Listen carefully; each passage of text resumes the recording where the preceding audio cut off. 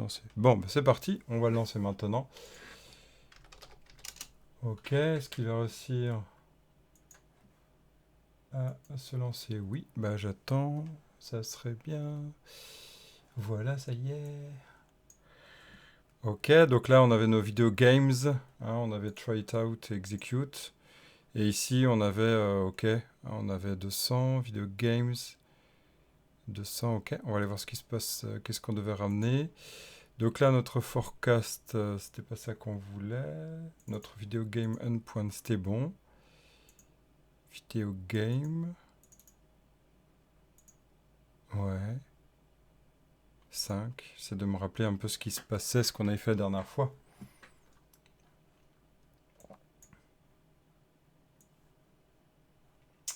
Allez, on va retenter. Je sais pas ce qui s'est passé. Les petits lutins, comme on dit. Hein. Chaque fois, c'est pareil. Les petits lutins qui partent. Bon, voilà. C'était bien. Ah non, il avait mis vidéo game, mais non, c'était vidéo game. Et oui, c'était celle-là. Et donc là, si on exécute, voilà.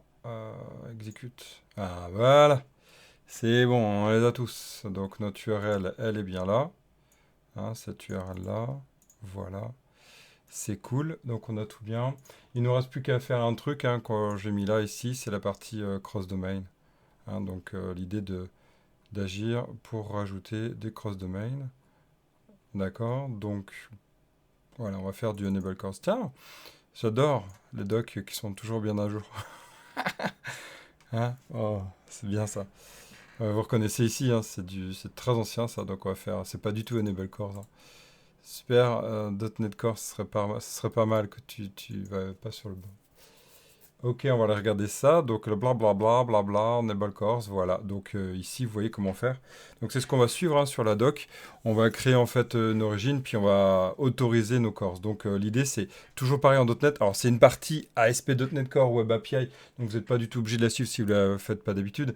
Si vous êtes vraiment pro Angular et vous ne connaissez pas, et vous utilisez peut-être un Node.js avec Nest, surtout pas Express, voilà des choses comme ça. Peut-être même du PHP aussi, hein, c'est tout à fait ok, ou du Java J2E ainsi qu'une web API. Donc nous, on va aller partir là-dessus. On va se dire, ok, on va faire notre add cores. Il faut deux parties. Le add et le use. A, c'est pour la partie injection dependencies. Et là, c'est use, c'est toute la partie donc middleware. Ok, donc on y va. On va arrêter là. On va se mettre sur notre programme. Et alors, on va enlever un peu tout ça. On va se mettre sur notre programme. Voilà, on va virer notre map parce qu'il l'avait détecté en fait celui-ci, c'est pour ça. C'est du middleware, donc il l'avait détecté, voilà pourquoi il l'avait proposé. Ok, c'est pas du tout bien organisé, c'est pour les tests, hein, d'accord? Donc c'est pas bien du tout, on a mis la classe là, à l'arrache. C'est pour tester, hein, on fait du test and learn. Ok, donc là on va faire bonjour, comment allez-vous? On y va.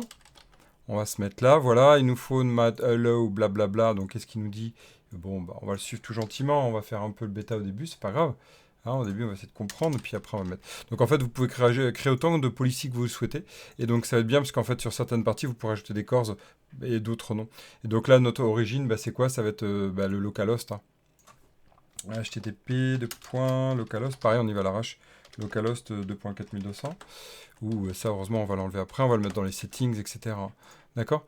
Donc là, on a fait un policy, specify, with origin. OK. Et donc, qu'est-ce qu'on va rajouter ici? On va revenir sur notre point et on va faire use course, juste avant l'autorisation.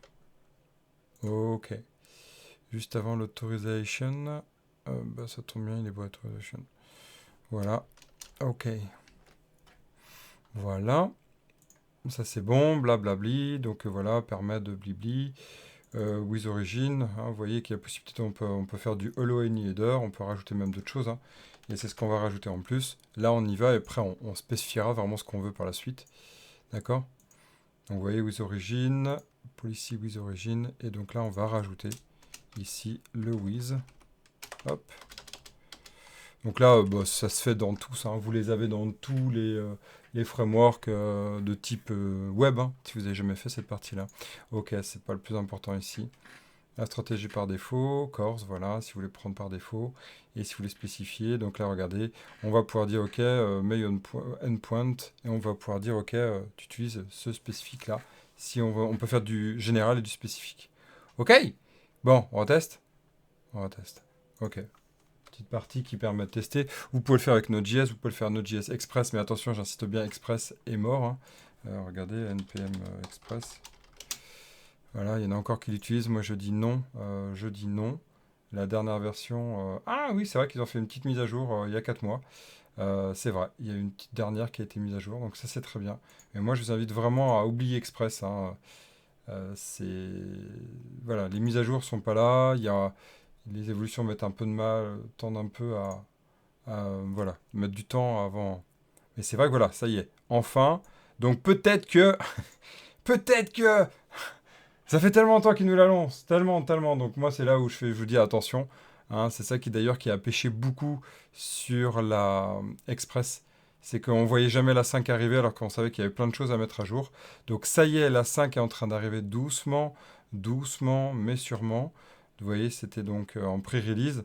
Donc on a quelque chose qui est positif. À partir de là, bah, je vous invite vraiment à penser à peut-être aller vers Express. Mais aujourd'hui, clairement, c'est pas le meilleur des frameworks. Hein, si on veut appeler ça framework pour faire du web du côté Node.js. Je mets une petite parenthèse, mais moi je vous inviterais plus à aller voir du côté du chat. Oui, du côté du chat. Ici. Voilà, c'est bien un chat. Hein. Du côté du chat, allez voir cette partie-là, elle est super sympa, moi j'aime bien. Là-dessus, non, non, c'est pas ça, c'est click, documentation. Voilà, donc ce qui est sympa en fait dans cette structure, si vous n'avez jamais fait, je le montre vite fait, on a la notion de contrôleur qui ressemble exactement au component, on a la notion de arrobas contrôleur, arrobas get, donc en fait on est exactement dans une structure qui est angularisée, on va dire, si vous voyez l'idée. D'accord. Donc il y a encore la notion de module, parce que c'était pensé de base comme ça. Eh bien, si vous venez d'un Angular qui est avant Angular 18, Angular 17, Angular 16, Angular 15, Angular 14, donc avant Angular 15 sur et Angular 14 officiellement, eh bien, vous travaillerez avec des modules, c'était le même système. Bon, j'espère qu'ils vont passer vers des contrôleurs standalone. On se retrouve avec la même archi. Ah ben, ravi que ça te fasse plaisir. Bah ouais, moi je plus sois beaucoup, même si aujourd'hui de plus en plus il y a un petit combat de dire ouais, faudrait arrêter Node.js parce que du côté performance c'est pas super et tout. Bon, c'est toujours à discuter, moi j'adore toujours. On a envie d'avoir un anneau unique pour les gouverner tous, alors que je suis persuadé que bah, Node.js est comme .NET ou autre à sa place. Hein. Même si aujourd'hui moi personnellement j'irais choisir d'abord du .NET, mais c'est pour des raisons d'abord de simplement un peu de plaisir à coder, mais j'adore Nest.js aussi quoi. Et il fut un temps Express. Durant ma première boîte, on a beaucoup travaillé hein, avec Node.js. Et en ce temps-là, il n'y avait pas encore Nest. Bref, ok, donc ça y est, voilà, on a bien corrigé ça. On va prendre notre URL. On va faire try it out. On va faire execute. Et là, c'est bon tout. Donc normalement, si je prends ce URL et que je fais vas-y, je t'exécute, c'est bon, j'ai le CSS. Ok, maintenant, bah, il ne nous reste plus qu'à voir du côté ici. Hein, donc on a bien la bonne API. Attention à ne pas reproduire la maison. Attention à ne pas reproduire la maison. Hein, on ne met jamais l'URL en dur ici. On en reparlera ici. On l'avait déjà vu avec l'environnement, hein, vous vous souvenez. Donc ça va être exactement ça qu'on va les mettre après. Mais là, d'abord, on fait les tests et après, on change. Ok, faites même une petite branche hein, locale pour tester comme ça et éviter de la pusher. Je pense que vos collègues vous apprécieront. Allez, on y va. npm run qui fait un npm run start, qui fait un npm start, qui fait un... Non, l'inverse. Qui fait un ngdev, qui fait en fait, c'est un...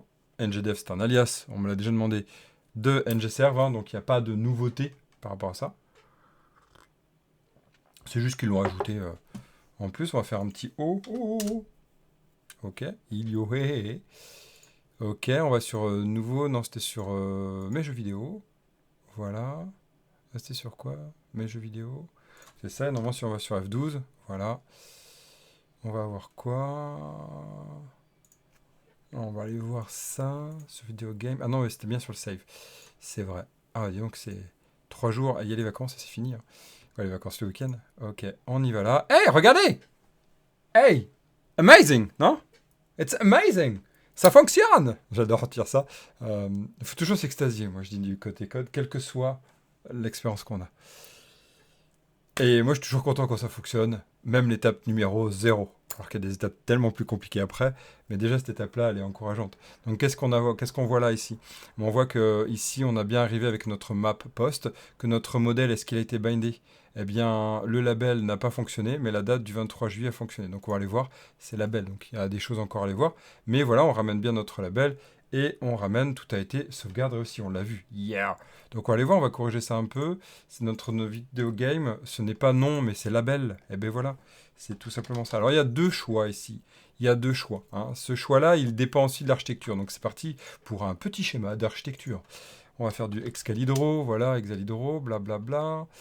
Ça, c'est dans la formation que je suis en train de préparer, tiens, oui, sur, pour tout ce qui est comment, e-learning, donc par exemple Udemy et d'autres, hein, où je parle en fait de comment choisir la bonne architecture. Ouais, ça, voilà, ok. On y va, donc là, qu'est-ce qu'on va faire? Ah bah tiens, je vais me mettre à côté comme ça. On va aller, donc je vous disais, il y a deux types hein, de choix, et ça dépend vraiment du serveur que vous avez. En fait, quand vous êtes du côté Angular, ici, dans votre projet Angular, vous avez le choix. Vous avez la chance, merveilleuse chance, d'avoir une Web API qui correspond exactement à vos besoins. Souvent d'ailleurs, on est en micro front-end, donc normalement, ce qui est génial, c'est que les deux s'assemblent, d'accord? C'est-à-dire que là, on est vraiment dans un silo unique, dans une approche micro front-end. Alors là, c'est juste le pied, parce qu'en fait, donc, vous arrivez normalement à vous mettre d'accord ici, dans la partie... non, oui, on va le mettre comme ça. De la partie donc des règles de DTO en fait, hein, on va les appeler des DTO. On met la règle de comment va être mon objet et comment moi du côté Web API je le transmets et moi comment du côté Angular je le récupère. Ok, c'est cette idée-là, ça va être génial. Ça c'est si vous avez cette chance-là. Après vous avez l'autre opportunité qui est ouais la team je la connais pas trop, c'est des devs, je sais pas où ils sont à perpète. La team Web API, et on commence à avoir des silos qui sont plutôt le monde là qu'on connaît beaucoup, que je n'aime pas, mais là ça arrive bien souvent. C'est ce monde-là. Hein, c'est ce monde-là. Je vais changer de couleur, monde orange. Voilà. On va baisser un peu pour la lisibilité. Voilà, comme ça.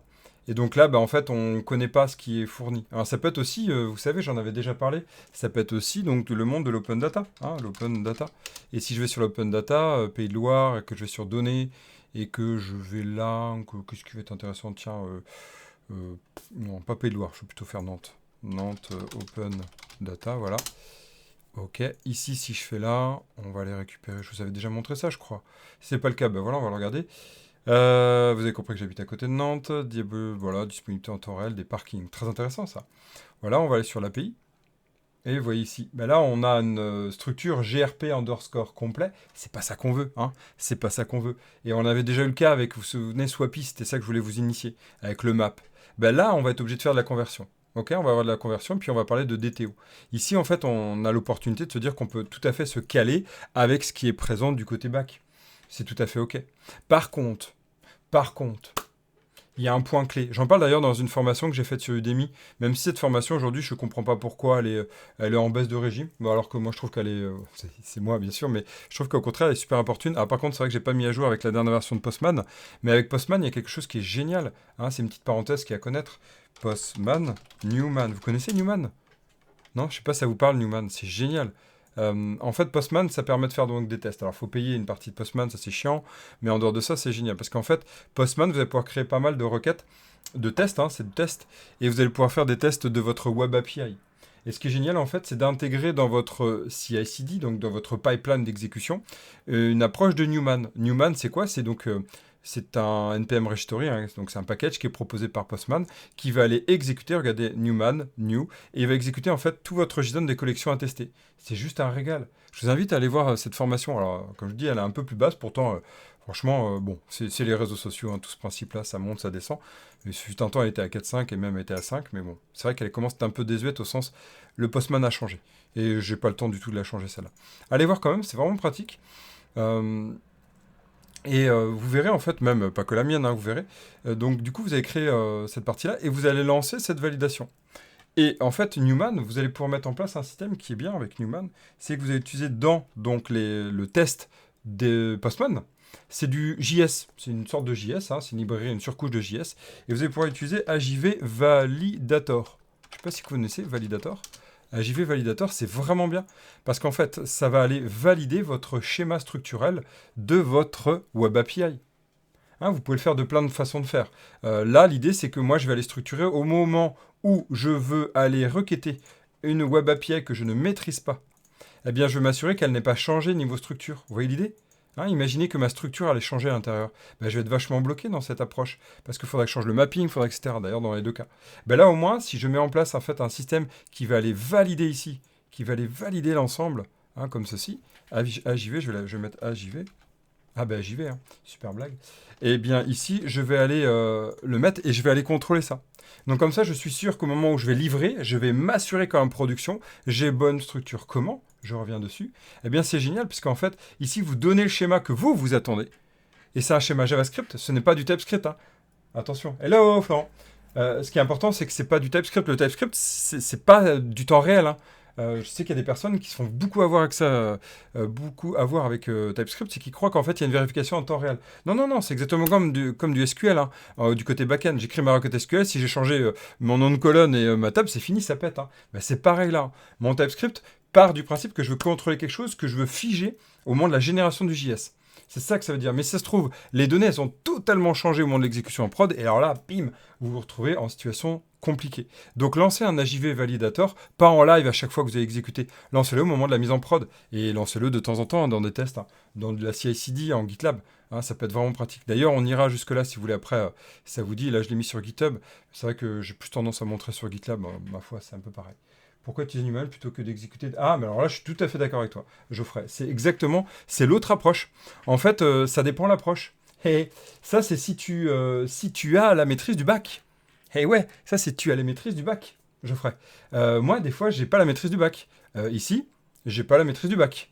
Hein, je ne maîtrise pas mon bac ici avec en open data. Je le laisse vivre.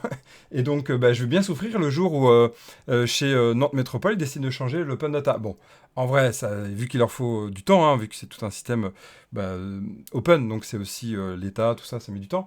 Mais si ça change, comment je fais?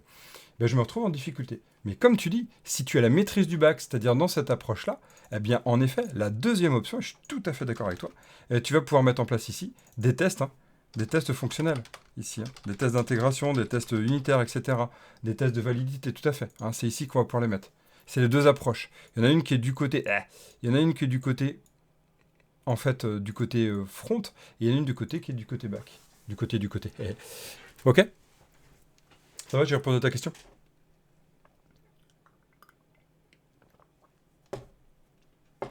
Donc ça dépend vraiment de ce que tu maîtrises en fait. Hein. Donc évidemment, si tu es dans le flux global, évidemment couille, hein, clairement. Ouais, voilà, c'est ça, exactement, c'est ça. Ou alors tu essaies, t'es avec une team, bon, ça arrive hein, des fois avec des équipes, voilà, comme tu dis, externes, où on se parle pas trop, quoi. Hein. C'est un truc au fin fond de, je sais pas moi, par exemple, moi j'ai travaillé avec des Indiens, attention, je respecte totalement les Indiens, c'est pas ça que je veux dire, mais c'est juste qu'avec les personnes, les équipes indiennes que j'ai travaillé, niveau communication, c'était compliqué, quoi. Et c'était pas parce que c'était en Inde, c'était pas parce que, voilà, c'était juste parce que l'équipe en elle-même, c'était compliqué, même si c'est vrai qu'on m'a fait beaucoup ce feedback-là de quand on fait du travail offshore. C'était pas moi qui voulais, hein, c'était le client qui voulait travailler avec. Moi, j'essaie de plutôt travailler en local, ou au moins dans tout ce qui est métropole et même franco, mais bon, ça c'est francophone. Hein. Ça dépend des choix. Et puis quand on se retrouve dans des problèmes de communication, c'est aussi un moyen de se dire, bon ok, c'est tellement compliqué de leur demander quelque chose, au moins on va créer notre validateur, et au moins si ça pète, eh bien on n'aura pas genre, ah oui c'est vrai, on a oublié de vous prévenir, tu vois, c'est cette idée-là. Voilà, bon. Parenthèse. Ok, donc normalement ici, on va récupérer notre liste puisque on a pu enregistrer. Donc ça veut dire que maintenant, on a notre Web API qui fonctionne des deux côtés. Donc ça veut dire quoi? Maintenant qu'on l'a validé, on va pouvoir retourner ici. Hein, c'était le premier point que je voulais valider avec vous. Ici, on va se mettre là et on va réutiliser la compétence, vous vous souvenez, environnement. C'est l'une des compétences à utiliser. Ça ne veut pas dire que c'est la meilleure. Ok. Donc là, on va récupérer donc la partie vidéo game. Vidéo game. Voilà, s'il te plaît. Voilà. Donc là, on récupère nos vidéo games. On est du côté, vous avez vu, environnement.développement, donc nos probes. Et après, ce qui va être intéressant, c'est que du côté prod, vous allez le mettre ou vous n'êtes pas du tout obligé de le mettre. Ok? Parce que là, l'inconvénient, ce que je viens de faire, c'est hyper dangereux ce que je viens de faire. Vous voyez pourquoi? Dans la partie people, je risque de livrer en production quelque chose qui va faire comme si ça fonctionnait. Et ce sera l'exécution que ça va péter. Alors qu'au contraire, il ne faudrait pas que ça compile au moment du build. Vous voyez ce que je veux dire? Donc en fait, ici, la bonne pratique, quand on utilise les variables d'environnement de type, pas variables d'environnement, mais ces environnements constants, comme ça, on les appelait comme ça, les constantes d'environnement, ne mettez pas en prod tant que vous n'avez pas l'URL de prod. Ne le mettez pas, n'écrivez rien ici. Au moment de la compilation, je vais vous montrer, au moment de la compilation, ça va aller pleurer. Alors, on va retourner vite fait, je vais le changer quand même. Je vais appeler mon vidéo game. Mais l'inconvénient, en fait, l'inconvénient de ce que je suis en train de dire, c'est que, eh bien, ici, on va avoir, en fait, un souci sur le... Qu'est-ce que tu me dis? Ah oui, c'est le poste là. On va avoir un souci sur cette logique-là, parce qu'en fait, ils ont changé la donne. Et ça, c'est le problème. Ouais, c'est le changement. Parce qu'en fait, maintenant, ils ont fait environnement prod et environnement développement. Et environnement de base, c'est celui qui est le bon. On va regarder l'AngularJSON, comment il est fait. Je vais vous montrer. Si vous vous souvenez pas, il y a un file replace. Ok, et ça, c'est le point important. Il faut bien voir quel est celui de base. On prend le replace. Voilà. On fait un replace de l'un avec développement. Parce qu'on est en développement. Ok. Et ça, c'est l'approche de développement. Donc, c'est-à-dire que de base, on a des URL. Moi, j'aimais bien l'approche avant, qu'on peut aussi écrire. C'est l'inverse, c'est-à-dire que je prends le développement que je remplace par environnement en prod. Parce que là, en fait, ce que je vous décris ne va pas fonctionner. Si vous êtes avant Angular 16, Angular 16 ou Angular 15, utilisez cette approche de mettez bien votre variable d'environnement ici. Vous la laissez ici, votre constante d'environnement, vous la laissez à vide. Mais là, vu qu'on remplace, on ne pourra pas sinon. Ça, c'est le problème. Bon, de toute façon, il suffit de faire des contrôles. Genre, si chaîne vide, vous faites un petit contrôle au moment de la publication. Si chaîne vide. Ok, hop, voilà. Donc, l'inconvénient, c'est que là, on va pouvoir le contrôler dans ce sens-là. Anyway. Donc, maintenant, qu'est-ce qu'on va faire? On va appeler notre variable d'environnement. On va se revenir sur notre vidéo game. Et on va appeler environnement. Alors, prenez bien l'environnement, parce qu'il y a un file replacement quand on est en développement. Environnement.api. Tu te moques de moi. Oh. Soit. Ah oui, j'ai fait un double copier-coller. Il se moquait pas de moi, en fait. Voilà. Ok, je vérifie que dans mon environnement, c'est bon.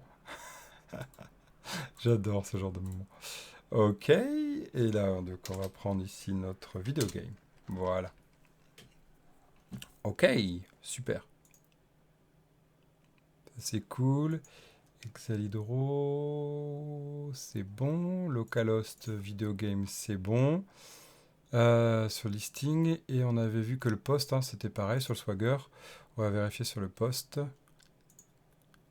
Video game, vous avez vu, c'est le même principe. C'est ça qui est génial avec ce qu'on appelle du REST. Alors, c'est pas du REST full à 100% parce qu'il y a 5 critères à valider, mais ça fait partie des critères. C'est d'avoir donc du coup des URL qui soient sémantiques, qu'on comprenne, et que c'est bien par la méthode qu'on définit ce qu'on va faire. C'est du principe HTTP de base en fait. Donc ici, on est sur API. Donc c'est la même URL, c'est super. Yes, donc ça c'est cool. On revient sur notre partie là. Et donc, avec tout ça, on va vérifier. Ah, d'accord, super, merci. On va descendre tout en bas, voilà. On a, bah oui, c'est normal, on a un rename à faire ici. Voilà. Ici, ce n'est plus name, mais c'est label. Et ce n'est plus name, mais c'est label. Ok, d'ailleurs, on va aller changer notre ça. Là, qu'est-ce qui est... Bah oui, normal. Il va pleurer du côté visuel. C'est évident. Voilà, contrôle, et c'est label. Point label. Et point label. Voilà. Traquer bien par ID, c'est mieux que par label. Si on a un label identique, il va avoir du mal à traquer. C'est par des soucis performance d'ailleurs qu'il fait ça en fait, parce qu'autrement le for, c'est comme le NG for d'avant si vous voulez, il était pas incapable de détecter en fait, s'il n'avait pas ce track, quel est l'item qui devait régénérer niveau HTML ou pas. Donc c'est-à-dire en gros ce bloc-là. Ce bloc-là est indexé par rapport au track. Donc si là, ici, c'est un label, il sait qu'il ne régénérera pas ça si on rajoute un élément, si on en supprime un. Il va le savoir si elle track. Maintenant avec le @for, c'est forcé. Alors qu'avec le ngFor d'avant, eh bien, il fallait utiliser donc du coup le trackby, qui était une fonction, il fallait écrire ça. C'était un peu plus laid à écrire. Merci pour le j'aime, c'est cool.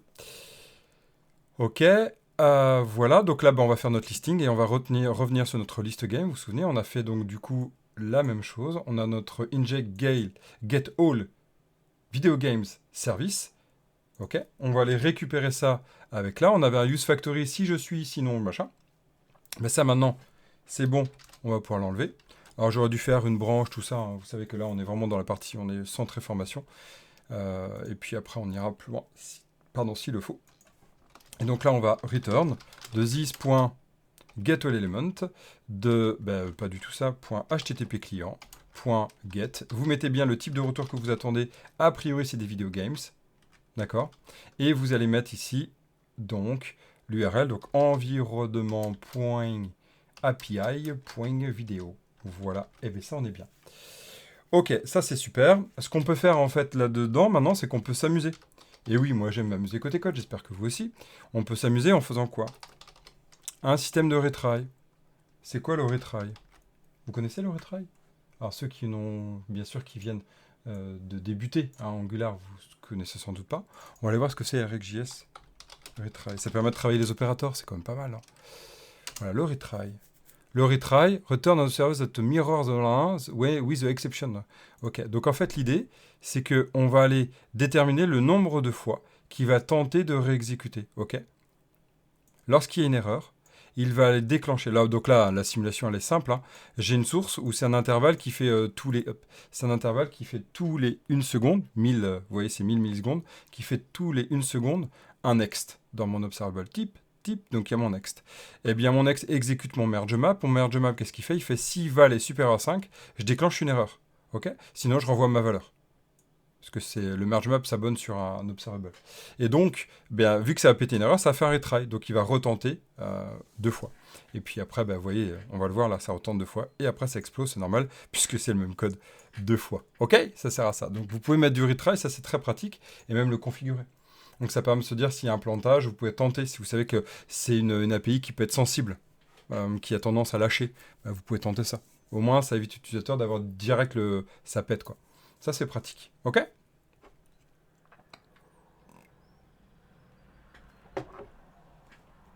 Yes, bon, ça c'est cool. Ok, ben on est bien, on va vérifier que notre code est à peu près bien, qu'il fonctionne bien. On n'a pas fait test unitaire, donc évidemment, ça ne fonctionnera pas. Ici, on va fermer notre code, on va aller sur mes jeux vidéo. Voilà, The Last of Us. Alors, je pense qu'il y a quelque chose qu'on n'a peut-être pas modifié.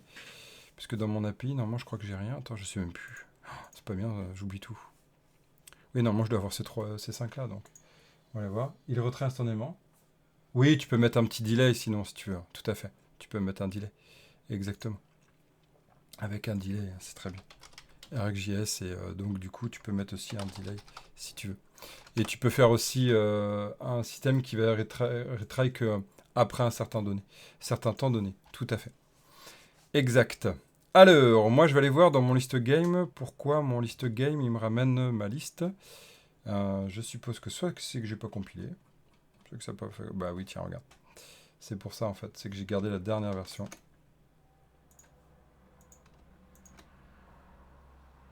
Ok. Ouais, sur mon... C'est mon forme. Mon forme vidéo. Et donc là, c'est pas nom, mais c'est .label. Voilà. Et je dois avoir, donc, dans mon component, bah oui, évidemment, une petite refacto à faire. Voilà. Et là, ah bah ça va beaucoup mieux. Donc là, on va rafraîchir. Et voilà. Ok. C'est pas mal, non? Ouais, ça vous va comme ça? Voilà, donc là, on a fini cette partie-là. On peut ajouter ici un nouveau jeu vidéo. Pour l'instant, évidemment, ça ne simule pas. Ça ne fait que renvoyer le même. Donc, on n'a pas l'ajout qui est fait ici. Hein. Et bah ça, après, il faudra le faire. C'est-à-dire que quand je fais sauvegarder ici, j'aimerais être prévenu de lui. Ce qui n'est pas le cas là. Hein. D'accord? D'accord? Donc ça, c'est le point qui peut être aussi étrange quand on fait du Angular. Un petit point qui peut dérouter les personnes qui n'ont pas l'habitude d'Angular. On est un peu sur un mode qui peut être semi-déconnecté, voire déconnecté total. C'est-à-dire que là, quand j'ajoute mon jeu vidéo, je vais faire une requête à mon serveur. Et ça veut dire que mon serveur, hein, je vous fais un petit schéma là-dessus.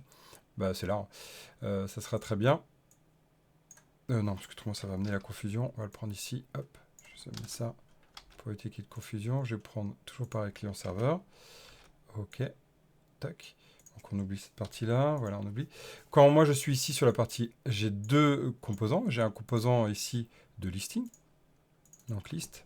J'ai mon composant de liste et j'ai mon composant d'ajout. S'ils sont ajoutés au même endroit, hein, c'est-à-dire que là on a vraiment les deux. C'est-à-dire qu'ils sont présents sur les mêmes endroits. Ici j'ai ma partie ici, tac, qui va pouvoir mettre de sauver, donc c'est le save. Et de l'autre côté, j'ai une partie qui est, donc ça c'est la partie endpoint, hein, la partie getAll. Voilà. Donc qu'est-ce qui se passe? J'ai une première requête qui va aller chercher ici, qui va ramener là, voilà, et qui va renvoyer. Donc ça, c'est bon, mon listing est prêt. C'est celui-ci. Mais après, j'ai une deuxième requête qui est... on va mettre... bon, jaune aussi, c'est pas grave. On a une deuxième requête qui arrive ici, qui va là, qui va sur le save, qui revient, et qui fait ça. OK? Ça fonctionne bien. Du côté base de données, c'est impeccable, hein. On a tout bon. Du côté base de données, ici, on a tout bon. Voilà, une super base de données, vous avez vu ça? Digne des meilleurs artistes au monde.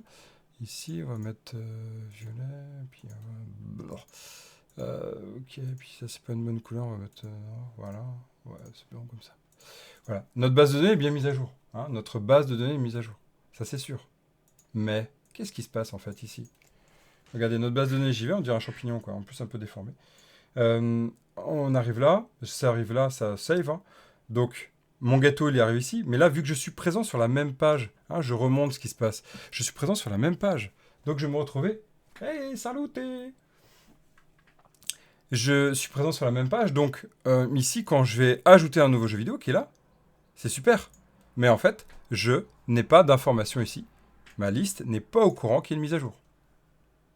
Ma liste n'est pas au courant qu'il y ait une mise à jour. OK? Ce sont deux composants qui sont indépendants. Donc il y a plusieurs possibilités à faire ici. Il y en a plusieurs.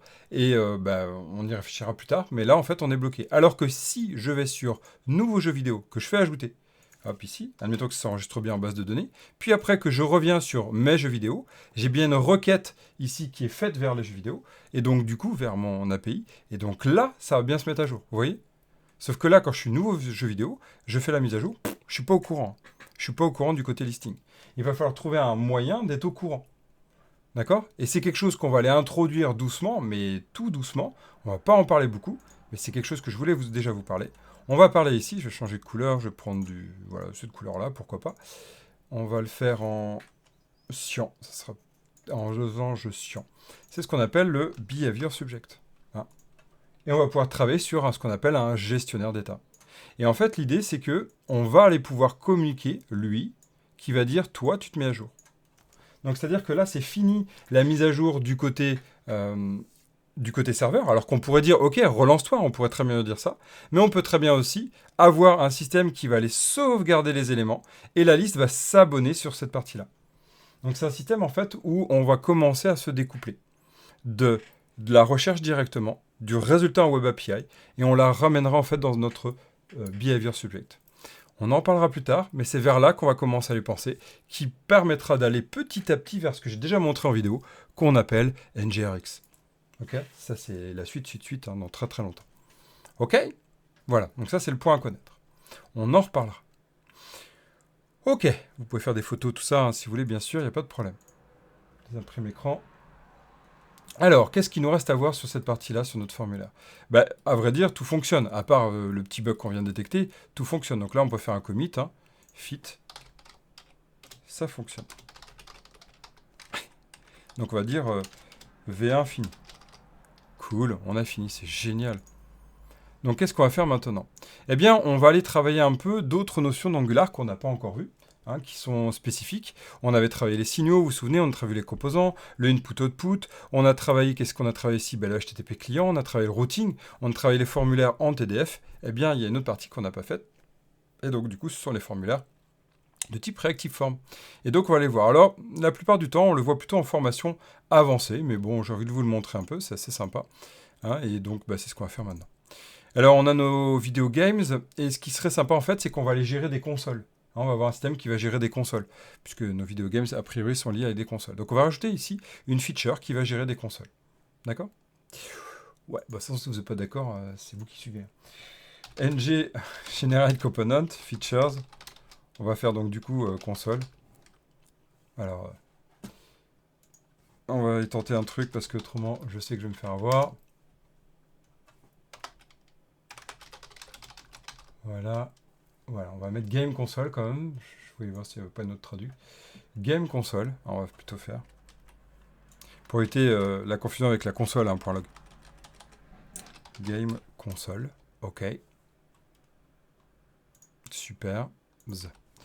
Voilà, on va rajouter dans Components, ça permet de réviser. Dans Components, on va rajouter donc du coup un list, un add, donc game console. Youpi. Voilà, puis on va rajouter un peu toute cette partie-là. Alors pareil, on va commencer à réappliquer tous les principes qu'on a pu voir. Vous vous souvenez, qu'est-ce qu'on a vu? On a vu que ce qui serait sympa, c'est de faire une route. On va faire la même chose ici. On va faire une route. Donc, on y va. On va faire ici, dans ma route. On va faire donc du coup un game console.routes.ts. OK. On va créer une export const game consoles routes de type, vous vous souvenez, routes. Le but, c'est de réviser en même temps. Ok, on va prendre notre première route, qui est la route, faut imaginer, il y a écrit slash game console, et donc la première route, la route par défaut, en fait. D'accord. On va prendre ici un component qui va être... zut, il manque le path. Ici, on va prendre component et on va faire un add game console. Ok. Et donc, à partir de là, on va utiliser le même principe qu'on avait fait sur notre routing. Attention, ce n'est pas tricheckable ce que j'ai fait, mais ça va permettre par la suite de le faire. Avec donc ce qu'on appelle du lazy loading. On va faire donc un pass de game console, virgule. On va faire ici, on fera l'édition après, children, et tududup, contrôle point virgule, voilà. Et on va aller dans notre menu, quand même pour mettre à jour, dans notre main menu. Et mes jeux vidéo, qu'est-ce qu'il a fait que c'était joli? Ouais, il faudrait une console. Bon, on va garder la même icône pour l'instant, puis on verra après, donc ça on vire. Et on va faire... voilà, donc game console. Et donc mes consoles. Donc je vais lister toutes les consoles que j'ai. Et ouais. Ok, on y va, game console. Voyons voir, ça a bien fonctionné. Ouais, c'est bon. L'icône, on pourra changer après. Ok, si on clique dessus, qu'est-ce que ça va faire? Est-ce que ça va fonctionner? On arrive là, et on a Add Game, c'est super. Donc là, je me suis trompé, faut faire... donc il y a l'ajout, ça on le gérera après. Et on va gérer, donc, slash create. Ok. Et donc là, nouvelle console. Voilà. On y va. Donc là, ici, c'est pas le add game, on va faire donc, c'est create. Là, on va tester ça tout de suite. Bon, c'est juste pour s'assurer, nouvelle console de jeu, c'est bon. Et là, normalement, ça va planter, c'est parfait. Ok, super. Donc là, on a tout bon. Eh bien, maintenant, on va aller rajouter notre add game. Donc, on y va. On va se mettre là. On va faire un reactive forms module. D'accord? Donc, si on fait un F12 là-dedans, moi, j'aime bien faire des F12, vous le savez. Et le F12 permet de comprendre ce qui se passe. Donc, on a ng module. C'est bien, c'est la doc qui peut être mise à jour, mais c'est normal, ça fait un petit moment. Qu'est-ce qu'on peut voir à l'intérieur qui peut être intéressant? Alors, on trouve qu'il y a le form control directive. Tiens, form control, on se souvient. Il y a le form group. Il y a le form control name et le form group name. Tiens. Et le form array. Ok, donc on a tout ce qu'il nous faut en fait pour gérer notre formulaire. Alors, qu'est-ce que c'est le reactive form? Le reactive form est quasiment l'opposé du TDF, presque. Le TDF, c'est le Template Driven Form, c'est-à-dire en gros, tout est dirigé du côté template et les règles de validation sont à cet endroit-là. Ici, eh bien, c'est l'opposé. C'est-à-dire qu'on va aller chercher, si on en suit la doc, on va aller regarder exprès la doc, je vais vous montrer ça. AngularDev, voilà, merci. On va voir s'ils l'ont bien mis à jour d'ailleurs, parce que je sais que la dernière fois on avait vu ça. Formulaire, build, voilà, Rectiform, c'est ça. Donc c'est un moyen en fait de contrôler le template du côté code cette fois-ci. On va pouvoir faire soit un champ unique, qui est un form control, soit nous, ce qu'on va faire, on va faire un formulaire complet. Donc c'est ce qu'on va aller travailler ensemble. Donc comment on va faire? On va créer un form control et un form group, et on va aller travailler cette partie-là. Donc là, on va utiliser ce qu'on appelle, non pas le form group ici qui vous montre, on va le faire de manière un peu plus jolie. J'espère qu'ils l'ont bien mis. Allez, voilà, using form builder. Regardez. On va se mettre ici, on va prendre le form builder. Donc le form builder, en fait, c'est quelque chose qui va vous faciliter la vie. Vous pouvez utiliser. Il permet de créer un groupe, en fait. Donc un groupe, c'est quoi? C'est un bout de formulaire, faut le voir ça, qui contient un ensemble de propriétés à valider. Et ce qui est génial, c'est qu'on peut faire des groupes de groupes. Et ce que ça va donner à la fin, bah, vous allez le voir petit à petit, vous allez le comprendre petit à petit. Regardez, si vous enlevez les crochets qui est juste après, là, les 2 points, qu'est-ce que vous voyez apparaître ici? Si vous enlevez, this form builder group, qu'est-ce que vous voyez apparaître? Regardez. On voit l'objet JSON qui apparaît. Hein, cet objet qu'on va envoyer du côté Web API. Donc en fait, on peut construire un form builder group, on peut construire comme ça une value qu'on va envoyer du côté serveur. Et oui, ce qu'on avait fait du côté template formulaire. Vous vous souvenez ce qu'on avait fait du côté template? Je vous le remontre. Hein. C'était il y a un petit moment maintenant. On va revenir là, on va dans Component, on va dans Create, et on va se mettre là. Ici, qu'est-ce qu'on voit? On voit que c'est dans notre forme. Dans notre forme ici. Dans notre forme. Vous voyez qu'ici, on avait un seul objet qui validait le système. C'était un objet qui représentait tout. Et cet objet, c'était lui qui était bindé du côté formulaire avec le ng model, d'accord, qui est une directive dédiée, qui fait du input-output. Ouais. Donc tout était bindé grâce à ça. Là ici, c'est totalement différent. On est sur une approche où en fait, nous n'avons pas d'objet en fait de base. Nous avons un objet qui va se construire grâce au form builder. Ok? Ça va être ça à faire. Donc on va prendre le form builder. Et il faut l'injecter, hein, le form builder. Donc on va d'abord aller injecter notre form builder. Mais en fait, vous auriez dû m'arrêter. Evan, arrête-toi. Mais oui. Ici, on ne va pas mettre le form rectiform ici. On va utiliser le même principe qu'on avait fait la dernière fois. Vous vous souvenez, c'est quoi?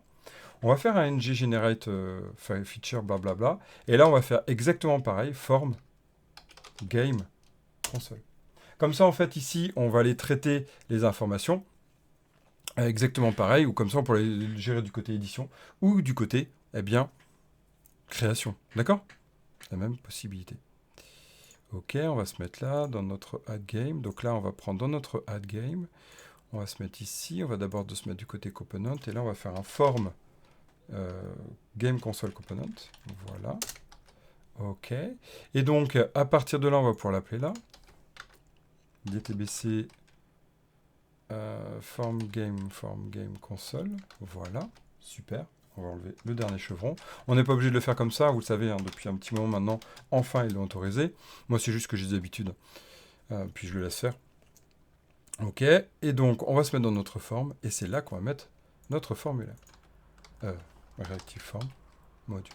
Vous avez vu, hein, ce F12 est très pratique pour comprendre ce qui est à l'intérieur, de savoir ce qu'on va utiliser. C'est tout ce qu'il injecte. Hein. D'accord? C'est vraiment tout ce qu'il injecte. Donc, allez regarder vraiment ça. Ok, maintenant qu'on a vu ça, on va faire un private read-only, donc form builder. On va aller injecter donc un form builder. Voilà. Et ben, regardez ici, vous faites un form builder, s'il te plaît. Et ici, donc, form.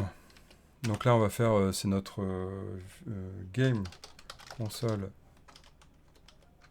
form est égal à this.form builder. Et là, vous voyez, vous pouvez construire pas mal de choses. Vous pouvez construire donc du coup une partie group, une partie control, array ou record. Ok. Donc là, nous, on va aller travailler sur la partie groupe. On va aller construire un groupe qui va représenter notre objet. D'accord? Pas besoin de point virgule, ça on avait dit. Donc on va aller sur nos groupes. Qu'est-ce qu'il attend dedans? Si on lit, il attend un abstract control option, d'accord, des options, blablabla, il faut des controls, ok. Très bien. Regardez ce qu'il nous dit dans la doc. Ce qui est quand même génial, c'est que là, ici, vous n'avez pas besoin de déclarer avec des formes groupes, des formes de contrôle. Hein. Si on remonte un peu plus haut, regardez bien. Si on remonte un peu plus haut, voilà, ça serait bien de leur montrer un tout petit peu plus haut. Voilà. Ça, c'est la façon simple, pardon, pas simplifiée, de le faire. Il faut faire un new form group, après un form control intérieur, c'est lourd. Hein, donc, on a utilisé le form builder, vous voyez, pour faciliter cette écriture. Donc, comment on la facilite? Donc, je reviens ici avec mon form builder. Form builder. Donc là, vous allez faire le nom de la propriété, 2 points, et entre crochets la valeur que vous voulez mettre. OK? Donc, on y va. Ici, il y a quoi? Il y a le label. Non, c'est ma console. Ah oui, mais je la connais pas, ma console. Alors, qu'est-ce qu'on va mettre dans ma console? Bon, on va se mettre dans Models. Il faut quand même en créer un parce qu'on va l'utiliser après. On va faire un index.ts. On va faire un export interface, donc game console. Cette game console, on va tout de suite faire un export type est égal à game Game console reçoit game console plat. Voilà, on pourrait faire un type d'ailleurs dédié pour ça, mais bon, c'est pas gênant là. Ok, on va dire quoi? Qu'il y a un ID qui est pas obligatoire d'ailleurs, de type number. On va avoir dedans un label. Ok, donc bah, c'est une string. Et on va avoir une version. C'est une string. On pourra mettre en entier. Ça a discuté. D'ailleurs, on peut enlever les points virgules, on a dit. Ok. Ah ouais, ça c'est l'habitude. Yes, on est rendu à quoi? 45, donc on va bientôt se rapprocher de la fin. Donc on va au moins voir la première partie des Reactiveform. Moins de comment, avec les validateurs, je vais au moins vous montrer ça. Ok, notre game console est là. Donc là, on a un label, une version. On va retourner là-dessus. Non, là. Et donc, dans notre groupe ici, dans notre groupe, construct un simple generate argument, keys, là. Donc là, si on fait quoi? Si on fait game console, ici, qu'est-ce qu'il nous dirait là? Il nous dit quoi? Il nous dit quote, missing, label version. Vous avez vu? On peut même aller typer notre groupe. Et ça, c'est ça qui est pratique. D'où l'intérêt de créer une interface. Hein, donc on va aller comme ça, forcer à voir. Hey! Amazing! On va aller forcer à voir le label. Donc on avait dit crochet avec la valeur qu'on veut. Et virgule, voilà, virgule, s'il te plaît. Allez, virgule, on va aller avec la version de type crochet. Bim. Alors je me suis peut-être gouré dans les... Il me dit quoi? Label de type string. Comme ça. Ouais, comme ça, ouais. Ok, guillemets, voilà. Et donc là, on a notre label, notre crochet, c'est parfait. Et donc là, on va avoir en fait les valeurs qui nous intéressent. D'accord? Ok. Bon, ça, je vous en parle plus tard. Yes. Alors, ce que je vais vérifier quand même avec cette nouvelle version... Ouais, mais ce que je pense, c'est qu'il va m'empêcher de faire mes validateurs. Ouais. Donc ça, je vous le montrerai plus tard, cette étape-là. Ah, on verra ça plus tard. Ok. Je vais mettre On va le mettre comme ça. On va mettre notre groupe. On va mettre là. Et on va dire que notre label est obligatoire. Ok? Notre label est obligatoire. Et ce qui est génial ici, c'est qu'on va pouvoir faire un validator.require, par exemple. Et on va pouvoir dire que notre label est obligatoire comme ceci. Vous voyez, ça ne s'écrit pas pareil. Quand on était du côté Angular TDF, Template Driven Form, Force Module, hein, on avait le require du côté HTML, vous vous souvenez? Ouais, je remonte. Hein, pour les personnes qui ont, comme moi, une mémoire très, très, très volatile. Ça arrive, hein. Même au meilleur, comme on dit. Regardez ici, c'est notre require est du côté template. Ok? Alors que là, on est du côté code. Ok? Ça va? Salut, ça va bien? Voilà, donc c'est ça qui va être bien. Donc vous allez pouvoir rajouter, alors ce qu'il nous dit, hein, vous allez pouvoir rajouter en fait des validateurs, soit un validateur simple, soit des validateurs multiples. En fait, le validateur peut, alors ils ne le disent pas là, c'est dommage. C'est vraiment dommage parce qu'en fait, le validateur peut ajouter, on peut ajouter autant de validateurs qu'on souhaite. J'espère qu'ils le mettent quand même, ce serait dommage qu'ils le mettent plus. C'est vrai qu'ils ont un peu revu. Ah non, je vais vous montrer. Ici, on peut très bien dire, ok, moi je veux un tableau de validateurs. Et je vais pouvoir rajouter, regardez, des validateurs. Et vous voyez, il y a une liste qui est assez sympa. Hein. On a email, toute une partie max, min, null validator, etc. Blablabla. D'accord? Donc on en a plusieurs qui sont intéressants. Et on peut dire par exemple min length, par exemple, faut qu'il y ait, par exemple, faut que minimum il y ait 3 caractères. D'accord? Et là, la version, on pourrait même dire une version entière, on pourrait dire pareil, c'est obligatoire ou pas. Vous voyez l'idée? Donc là, on va pouvoir comme ça décider de notre validation. Ok? Très bien. Continuons alors avec notre ami. Eh bien, c'est pas fini avec cette validator. Ce qui est le plus perturbant quand on fait du validator, quand on fait du Reactiveform, ce qui est le plus perturbant, c'est qu'on est obligé quasiment de faire les choses 2 fois. Et moi, c'est des choses que j'aime bien répéter parce que c'est des choses qu'on oublie souvent quand on fait du formulaire. En fait, il va falloir indiquer, regardez, il va falloir indiquer où se connecter. En fait, le template ne connaît pas le formulaire. Plutôt l'inverse, le formulaire ne connaît pas le template. Le Reactive Form ne le connaît pas. Il va dire, ok, c'est qui? C'est qui est connecté? Moi, j'ai envie de connaître. Donc là, vous voyez ici, c'est écrit adresse. Il va falloir se connecter à l'adresse. D'accord? Et ça, c'est un point qui est vraiment étrange, qu'on n'a pas l'habitude. D'accord? Et donc, il y a deux façons de faire. Il y a la première façon aussi, regardez, c'est celle qu'on va utiliser. On va utiliser le form group et on va lui mettre la variable. Vous vous souvenez, entre crochets, hein, c'est que ça se connecte à quelque chose qui est du côté component. Donc ici, on va se mettre là. On va prendre notre formulaire. Hop, on va prendre notre formulaire. Donc on va le faire, hein, notre formulaire. On va utiliser quand même la syntaxe qu'on a utilisée. Ça pourrait être sympa du côté créatif, du côté forme ici. On va utiliser ça, hein, quasiment. Hop, voilà. Je supprimerai tout ce qu'il faut après. Voilà, c'est simplement pour réalimenter. Donc ça veut dire que dans mon form, il va me falloir... qu'est-ce qu'on a? Non, pas lui. Pas lui, pas lui, pas lui, pas lui, pas lui, pas lui. Je suis en train de récupérer les maths. Hein. D'accord, mais j'ai pas de date, donc je vais enlever la partie date. Mais j'ai au moins toute la partie bouton, input, icône, forme. Tout ça, ça va être là. Voilà. Ça, on va l'enlever. Ok, ça, je me mets là. Je me mets ici. Donc ça, il n'y en a plus besoin pour l'instant.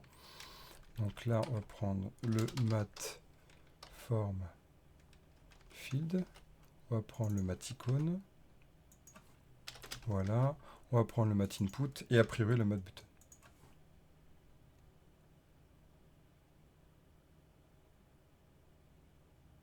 Merci pour l'étoile, c'est cool. Ok, mat button.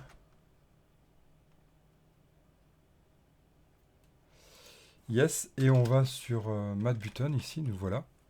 On a tout récupéré. Donc on va aller sur le formulaire, on va enlever ce qui ne nous intéresse pas. Donc cette partie-là va être remplacée comme je vous le disais.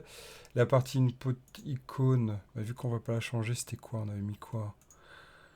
On va le mettre, c'était input icône, voilà, sentiment vert. Blablabla. Blablabla, voilà, très bien. Le nom, bah, ça, vous allez voir, ça va disparaître. Ok, ça, il n'y a pas besoin de date, donc on va virer. Voilà. Le sauvegarde, donc ça, on va voir comment faire, vous allez voir. On va arriver quasiment au même principe. Hein. Voilà. Donc ça, on en parle après. Donc, si on suit la doc, il faut un form group. Ok. Donc vous prenez un form group. Vous allez là, crochet, crochet, form group. Tais-toi. Voilà, form group. Et là, il attend quoi dans le form group? Eh bien oui, il faut un form group. Donc il faut le nom de mon formulaire. Donc, ici, c'est qui? C'est mon game console form. D'accord? Voilà. Ça y est, c'est connecté. D'accord? C'est comme ça que le formulaire va connaître. Le formulaire du côté component. Ok? Il va connaître la forme. Il se connecte sous les deux. D'accord? Donc ça, c'est une directive en fait. Hein. C'est une directive qui va être là, qui va aller choper ça. Hein, le form group directive. Qu'on avait vu dans le reactive form group module. Hein? Reactive form ici, pardon, module. Vous sonnez ici, tout était là. D'accord? Là, les directives qui sont là. D'accord? C'est celle-là. Alors après, si on en suit la doc, on va dire quoi? Ben, il nous faut le form control. Donc là, on va chercher le name qui nous intéresse. Donc la partie qui m'intéresse. Et ça fonctionne bien par niveau hiérarchique. C'est-à-dire que là, on est au niveau 1. Donc là, on va avoir un form control name. On veut mettre quoi? Ben, ici, le label. D'accord? Ce label qui doit correspondre, en fait, à cette valeur-là. C'est au même niveau hiérarchique. D'accord? Et si en dessous, on a un sous-nœud avec un autre, ce qu'on appelle des sous-groupes, hein, ben, il faudra mettre ici un autre form group à l'intérieur. OK? Et ainsi de suite, et ainsi de suite. On va mettre la version, pareil. Donc là, on va mettre un deuxième call. On va mettre... oui, on va pouvoir mettre une... Ok, on va pouvoir mettre une roue ou pas? Non, on va mettre une colle, ça va être sympa. Ok, voilà. On va mettre ici, donc du coup, c'est version. Donc version.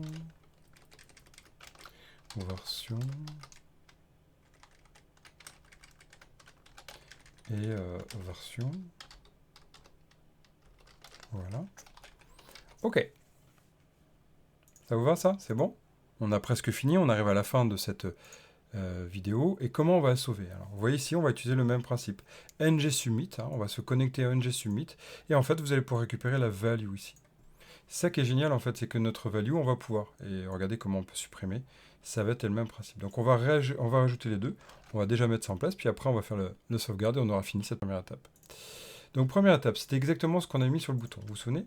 On avait le disable, alors c'est pas profil form bien sûr, hein, c'est notre game console form, mais c'est le même principe. Sauf que l'autre, vous vous souvenez, c'était form.valide. D'accord? Là, on a un niveau un peu plus simple et ça permet d'aller acter la valeur. Ça, vous n'êtes pas obligé de le mettre avec comme ceci. Vous pouvez aussi créer une property get qui renvoie la valeur. C'est comme vous voulez. Ça peut être plus visible des fois que mettre un point d'exclamation ici, là. Bon. Il y en a qui mettraient même maintenant avec la 18.1 un let. Et ouais. Arrobas let. Anyway, ok, donc là on est bien. Et comme je vous disais, donc ici on va aller gérer quoi? Eh bien on va gérer exactement ce qu'on a fait du côté formulaire. On avait quoi? ng-submit, exactement pareil. D'accord? Donc c'est la même chose de ce côté-là. Donc mon submit to save, je vais le mettre dans mon form vidéo. Pas form vidéo, n'importe quoi. Dans mon form game console. Ça va, vous suivez toujours? Ouais? Void. Et là, regardez, ici, on va pouvoir faire un this.gameConsole.form. Et là, on a toutes les informations. Donc, on a des validateurs qu'on peut rajouter. On peut supprimer des validateurs. On a tous nos contrôles à récupérer. On peut savoir s'il est disable ou pas.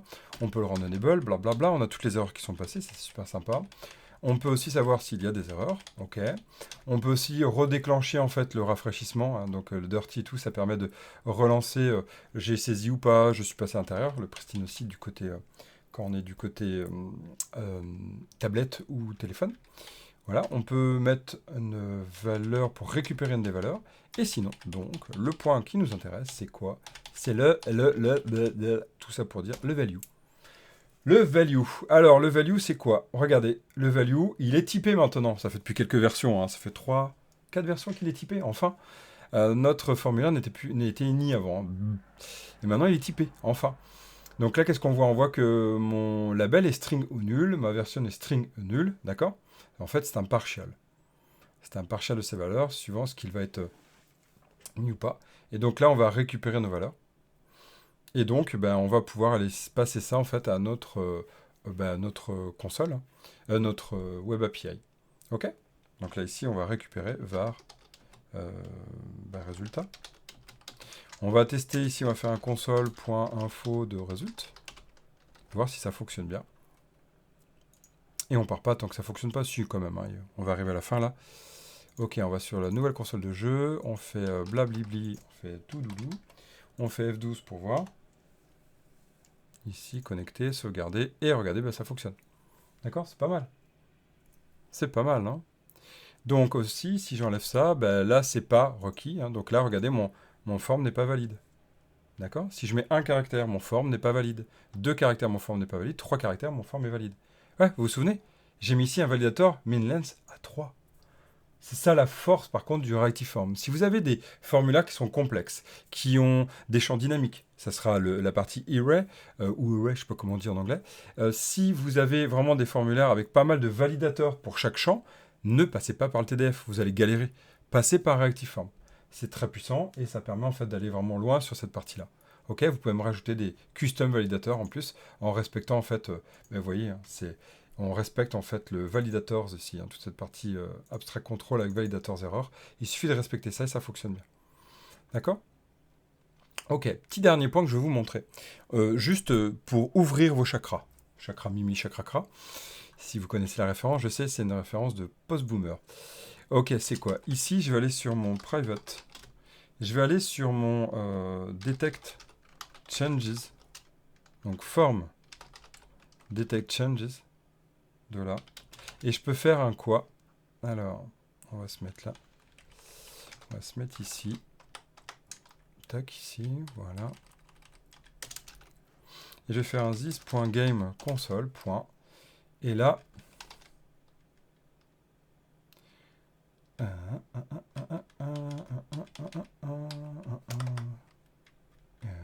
souvent, je suis le...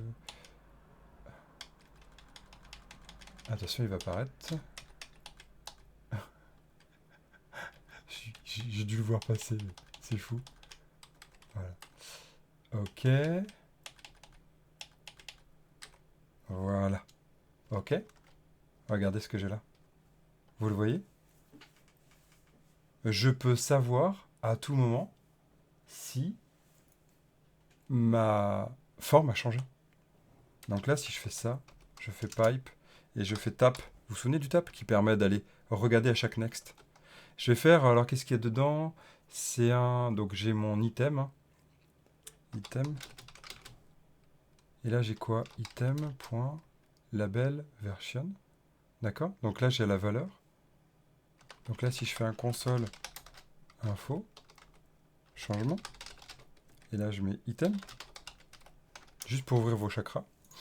Donc là, bah, il y a plusieurs possibilités. Soit je fais un subscribe, soit je fais un pipe async. Là, on va se mettre en ng en init. Et on va aller choper ça. Parce que sinon, il faut l'exécuter. Hein. Donc c'est important de le récupérer. Donc là, on va faire un implements on init. Voilà. On va se mettre ici. Implements. Wow, c'est pas joli de le mettre là, les cocos. Voilà. On va se mettre ici. On va se mettre là. Je vais enlever le... Je vais pas faire le unsubscribe. Hein. Vous le gérez si vous voulez. Ici, on va faire un... Donc, du coup, subscribe. Non, juste subscribe d'ailleurs, parce que je l'ai fait là-haut. Et voilà ce que ça a donné. Juste vous montrer ça, puis on aura fini. Donc, on y va. Blablabla. Bla, bla. Regardez. Vous voyez là? C'est génial, non? Blablabla. À tout moment, je sais ce qui se passe. Et je peux mettre en place plein de validateurs même. Mais c'est extraordinaire. Plein de validateurs du côté observable. C'est le principe d'une observable. Hey! Ok? Donc là, j'ai une observable qui permet en fait d'aller mettre à jour. D'accord? Voilà, donc on sait à tout moment tous les changements qu'il y a eu dans tout votre objet, dans tout votre formulaire. Et voilà, ça y est, on va pouvoir faire. Donc après, la prochaine fois, qu'est-ce qu'on va faire? On va faire le même principe, on va envoyer, on va faire la web API, blablabla. Ça va être le même principe, ok? Mais ça va bien. Il nous restera quoi à voir? Mais on a quasiment fini les fondamentaux en fait d'Angular. Je parle vraiment des fondamentaux. Pour moi, là, avec tout ce que vous avez, vous savez faire. Par contre, on va aller un petit peu plus loin. Par exemple, qu'est-ce qu'on peut voir? Salut! T'es arrivé à la fin, j'espère que tu as pu suivre un peu avant. Sinon, il y aura le replay, bien sûr. Hein. Qu'est-ce qu'on va pouvoir voir? Par exemple, il restera les directives. Hein, on parlera des directives. Il y aura aussi les pipes aussi à aller voir, hein, qui peuvent être sympas. Et puis après, il y a d'autres points qu'on pourra aller voir, mais ça sera plus de l'avancée. C'est tout ce qui est interceptor, etc.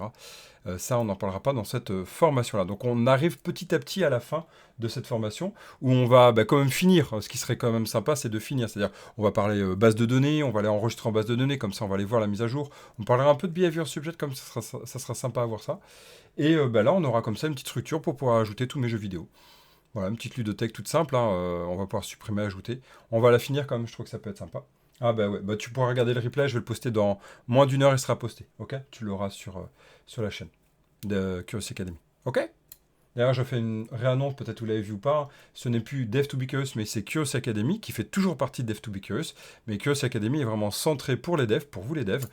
Centré tout ce que vous avez vu depuis les débuts des vidéos que je fais autour du code, autour de la veille et autour de d'apprendre des nouvelles choses autour du code, de devenir meilleur en tant que développeur, développeuse. NGRX fait partie de cette formation ou sera prêt? Ah non, ça fait partie d'une autre formation. Et ouais. J'en ai déjà parlé d'NGRX Signaux, mais peut-être que là, Geoffrey, tu t'intéresses à NGRX pur, c'est ça?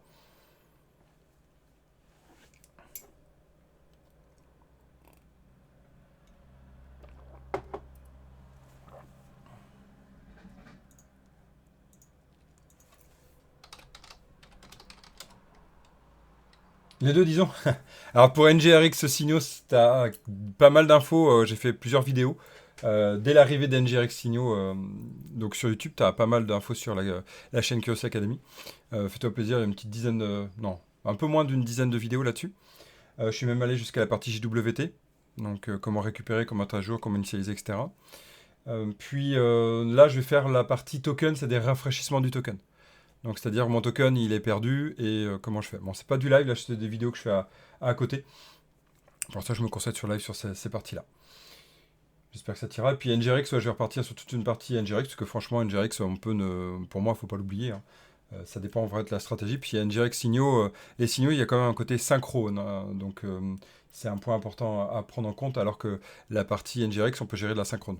Donc, vous voyez, il y a une partie performance aussi qui est toujours à discuter. Voilà, donc ça va faire déjà pas mal de vidéos. Hein.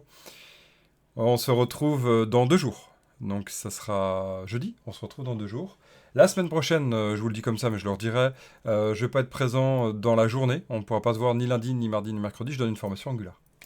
Et oui, je fais pas que du Angular, vous savez, je fais aussi du .NET, du TypeScript et plein d'autres choses. Mais en ce moment, on me demande beaucoup sur du Angular et du .NET, donc tant mieux. Et voilà, donc au plaisir d'échanger. D'ici là, bah, codez bien. D'ici là, restez curieux, restez curieuse. Et je vous dis à très vite. Ouais, la suite, on se voit mercredi. La suite, donc du coup, on va finir cette partie-là là, de la Reactiform. On va aller se connecter à notre Web API avec cette fois-ci une partie vraiment, donc c'est moins Angular plus .NET. On va aller créer notre base de données pour pouvoir aller enregistrer en base de données. Hein, ça sera intéressant à faire en live. Et puis après, on va aller mettre à jour toute la partie de notre formula. Ce serait quand même sympa pour finir l'édition, pour qu'on voit l'édition. Et puis la suppression aussi, je pense que ça pourrait être sympa. On arrive à la fin, quoi. On arrive à la fin là, de la formation. On va quand même aller aboutir sur le programme pour avoir un programme complet, c'est-à-dire du CRUD global. Cool. Merci de ton feedback. Ravi que ça te plaise. Et puis, au plaisir. Je suis en train de préparer une formation Udemy Angular 18-19 aussi, d'ailleurs. Udemy et pas que Udemy, d'ailleurs, hein, sur les différentes plateformes. Et d'ailleurs, bien sûr, il y aura bien sûr la prochaine, je dis bien sûr, parce que je pense que vous m'avez suivi. Il va y avoir aussi la plateforme Curiosity Academy qui va arriver avec vraiment toute une partie e-learning sur Curiosity Academy cette fois-ci. On en reparlera, mais elle va être beaucoup plus détaillée. Hein. Là, c'est des sessions d'1 heure, mais là, ça va être vraiment session de 6 minutes par session de 6 minutes pour y aller point par point. Ça vous fera comme ça 2 supports pour bien monter en comp dans Angular en 2024 et 2025. Je pense que ça sera toujours d'actualité. Ciao, ciao. Donc à après-demain. Et à demain si vous voulez suivre la partie jeux vidéo, parce que pareil, on se rapproche de la fin de cette partie-là. Ciao.